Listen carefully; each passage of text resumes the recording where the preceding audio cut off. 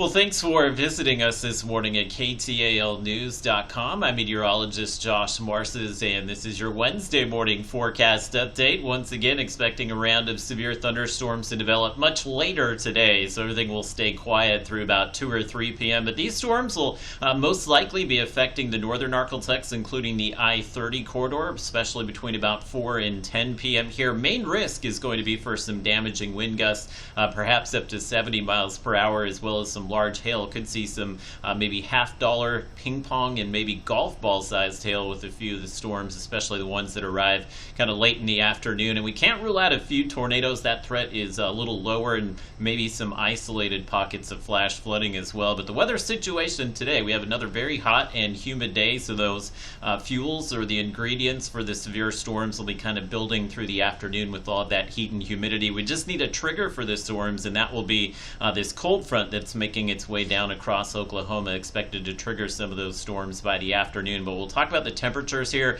Did tie some records, including in Texarkana coming in, I believe 92 or 93 was the record high that was set in Texarkana yesterday. We're in the mid to upper 70s again this morning, still fairly breezy, so just like yesterday, not going to see too much change to the heat and humidity out there. Your highs will likely wind up in the upper 80s, low 90s this afternoon, but the humidity is a touch higher, so the heat index actually coming in close to 100 degrees later today. So again, it will be that heat and humidity that help to fuel that severe weather threat later today. So the highest risk of severe storms will be in the orange area here. That's our level 3 enhanced risk outlook. And by definition from the Storm Prediction Center, this means that numerous severe storms are possible, including a few intense thunderstorms. And those would be the kind of storms that would bring those significant wind gusts, maybe to 70 miles per hour, as well as that large hail. Shreveport, we are in the outlook here. It is looking less likely that we'll see any strong storms down to I-20 today, but we do have a severe weather threat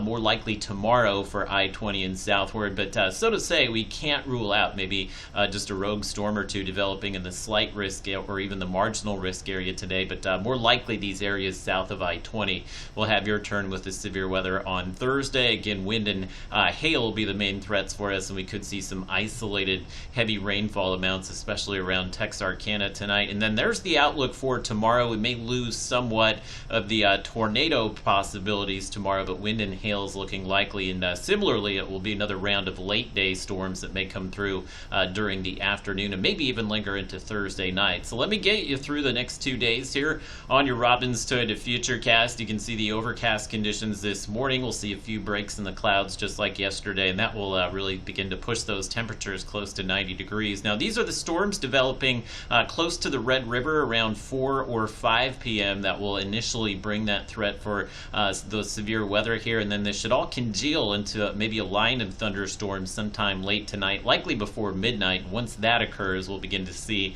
some of the severe weather threats ramp down or come to an end here, and you can see the storms completely fall apart just after midnight, and we'll kind of go through this same process tomorrow, but the front will again be pushing further to the south. So you see the storms developing Thursday afternoon, and likely we'll see some of these storms carry into Thursday night, maybe even early Friday morning. But once we get through the storms Thursday night, we have that great weather taking over, as we'll see the humidity drop as well as the temperatures as we go into Friday as well as the upcoming weekend. So again, Futurecast is showing less than an inch of rain in most areas, but we know with maybe a few strong thunderstorms rolling along I-30 tonight, any one of those storms could bring just over an inch of rain. So if you do wind up seeing maybe 2 to 3 storms tonight, it's definitely possible we could see some 2 to 3 inch accumulations, and that's where we'd expect to see maybe some roadway flooding here, especially in some of those roads that surround I-30. So that's kind of a lower risk for us tonight, but something that can't be completely ruled out here. And you'll see those great temperatures taking over Friday, Saturday, as well as Sunday. The change to the forecast here, we've introduced